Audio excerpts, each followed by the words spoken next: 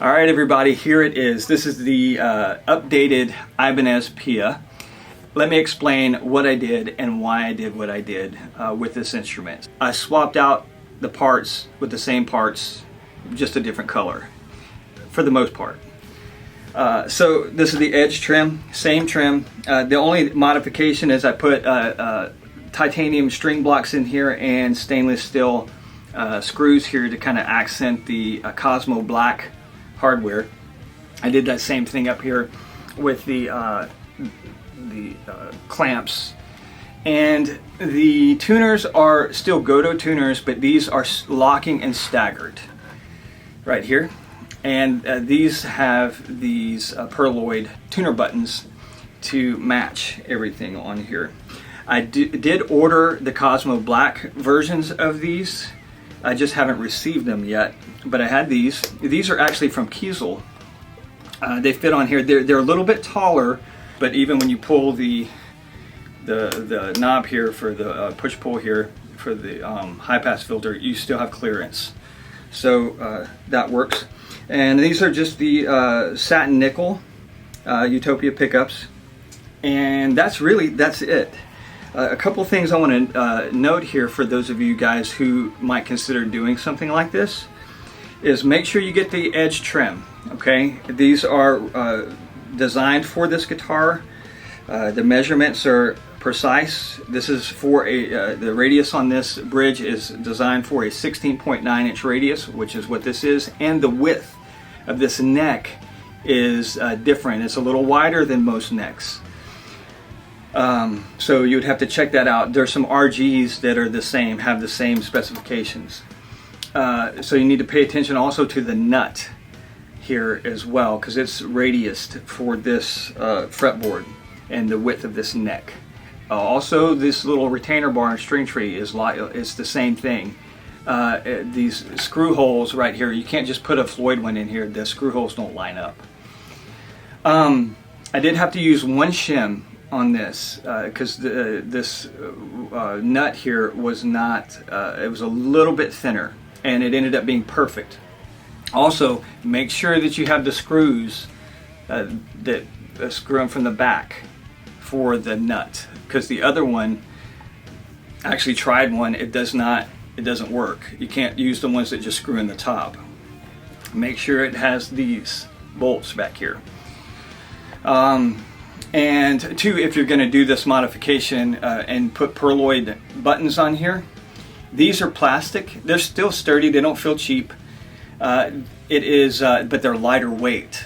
So there's a 3-ounce difference. So you know that could be, you know, your guitar could tilt up too far more than you want it to. Just to let you know, there's a slight angle in this. There wasn't. It was.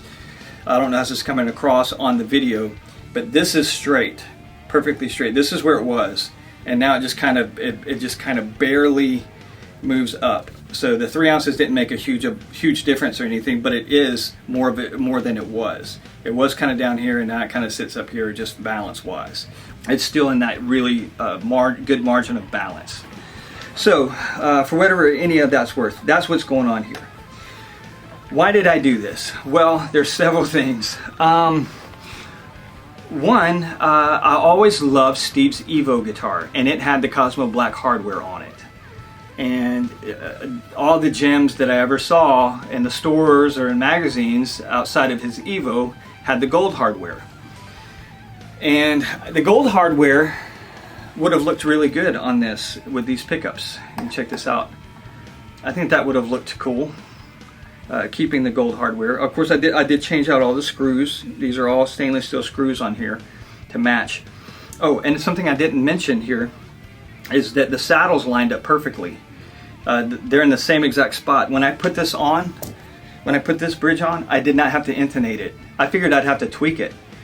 Nothing. It was perfect, spot on intonation.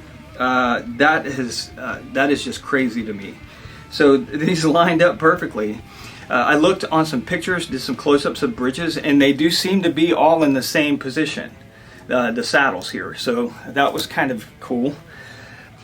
This one, I think it would look good with the gold hardware. The gold pickups were growing on me. The white guitar, it just looked a little too Liberace for me with the gold etched pickups.